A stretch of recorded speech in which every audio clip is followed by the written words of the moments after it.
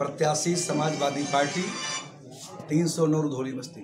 जी sir, आप चुनावी summer में लगातार अपनी पहचान बनाए हुए हैं, लोगों के पास जा रहे हैं, किस तरह से आपको जनाधार प्राप्त हो रहा है?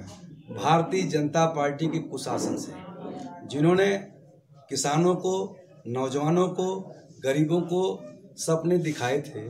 जी, किसानों को कहा कि आपकी आय दूना कर देंगे। जी जी सर। नौजवानों को रोजगार देने की बात कही। जी। गरीबों को 15 लाख देने की बात कही। जी। कोई वादे उनके पूरे नहीं हुए। जी। किसानों में, नौजवानों में, गरीबों में गुस्सा है। जी। क्योंकि उनके सपनों का कत्ल इस भारतीय जनता पार्टी ने किया है। तो सारे लोगों ने मन बनाया कि इस भारतीय जनता पार्टी को हटाना है और समाजवादी पार्टी का जिताना है, अखिलेश यादव को मुख्यमंत्री बनाना है। यानी जुमलेबाजी पर परिवर्तन की लहर दिखाई पड़ रही है क्या? निश्चित रूप से विकास कोई इनके पास मुद्दा नहीं है। विकास के नाम पे वोट नहीं मांग रहे हैं जी। ये गुटबाजी करा के फूट डालो, कभी भारत पाकिस्तान के नाम पे, हिंदू मुसलमान के नाम पे, मंदिर मस्जिद के नाम पे ये वोट मांगते हैं, जो कि जनता समझ चुकी है इनके जुमलेबाजी को, और पूरी तरीके से जन समर्थन इनके विरोध में है। इनके साथ कोई जन समर्थन नहीं है। और पूरे कोने कोने से जी, रुधौली नहीं, पूरे प्रदेश के कोने कोने से आवाज आ रही है कि उत्तर प्रदेश में भारतीय जनता पार्टी का सुपड़ा साफ होगा और समाजवादी पार्टी की सरकार बनेगी। चुनावी एजेंडे क्या है, थोड़ा सा कुछ प्रकाश अगर डालना चाहें आप तो बता सकते हैं। मैं कहना चाहूँगा, हमारे समाजवादी पार्टी के मुखिया माननीय अखिलेश यादव ने फैसला किया है, संकल्प पत्र जारी किया है कि समाजवादी पार्टी की सरकार बनने पर 1,500 प्रति माह महिलाओं को मासिक पेंशन दिया जाना है, बगैर किसी जात धर्म पूछे हुए। साथ साथ में 2 सिलेंडर रसोई गैस का फ्री दिया जाना है। जो हमारी बच्चियां हैं, किसी भी जाति धर्म की हों, उनको केजी से लेकर पीजी तक की पढ़ाई फ्री दी जानी है। साथ साथ में इंटरमीडिएट पास होने के बाद उनको 36,000 रुपया कन्या विद्याधन के नाम पर दिया जाएगा। किसानों के लिए भी स्कीम है, 7 बोरी खाद हर किसान को फ्री दी जानी है। और सबसे महत्वपूर्ण जो फैसला होगा वो किसानों के हित में कि बगैर ब्याज के उनको ऋण दिया जाएगा, उनको ब्याज की चिंता करने की जरूरत नहीं होगी। साथ साथ में जो हमारे कर्मचारी हैं, कर्मचारियों के लिए जो उनके लगातार 17 वर्ष से मांग है पेंशन बहाली की, वो पेंशन बहाली की व्यवस्था समाजवादी पार्टी की सरकार में होनी है। साथ साथ में पहली कैबिनेट में 10 लाख अस्थायी रोजगार और 22 लाख IT सेक्टर में भी रोजगार सृजित करने की व्यवस्था है। यानी कहने का मतलब आपकी सरकार अगर बनती है तो सर्व समाज के लिए एक जो है विकास का पिटारा खुलेगा। निश्चित रूप से कहना चाहूंगा, सर्व समाज के हित में समाजवादी पार्टी काम करेगी और उसी के आधार पर हम जनता के बीच में जा भी रहे हैं और व्यापक जन समर्थन मिल भी रहा है। सामाजिक सुरक्षा पर आपकी पार्टी का क्या फंडा है? सामाजिक सुरक्षा, जब हम सबकी विकास की बात करते हैं, सबके सम्मान की बात करते हैं, तो सुरक्षा सबकी रहेगी। आप जानते हैं कि भारतीय जनता पार्टी में कानून व्यवस्था ध्वस्त है।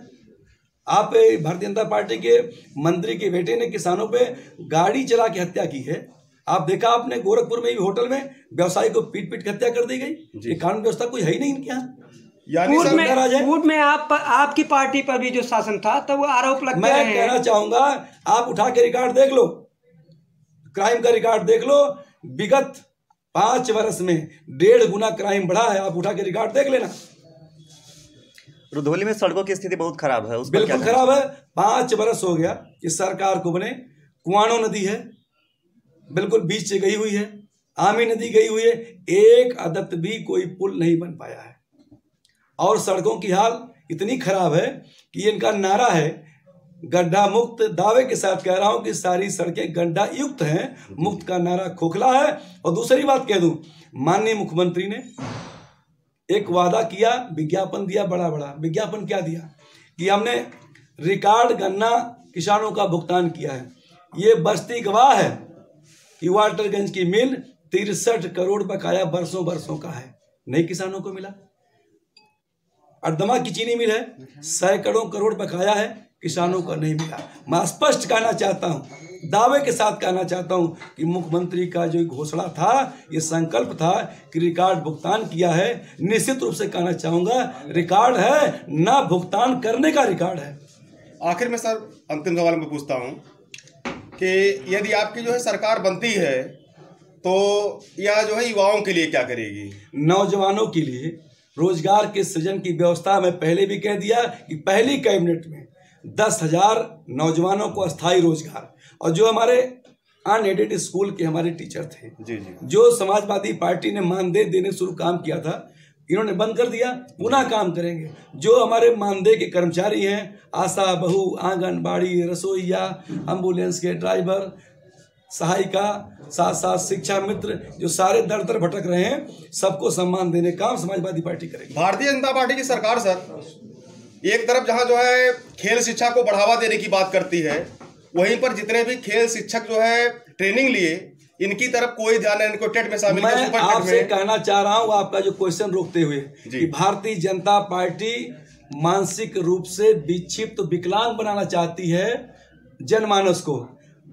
प्रकृति की मार से कोई विकलांग होता है शरीर से, लेकिन ये सरकार तालीम से, शिक्षा से वंचित करके जनमानस को विकलांग बनाना चाहती है।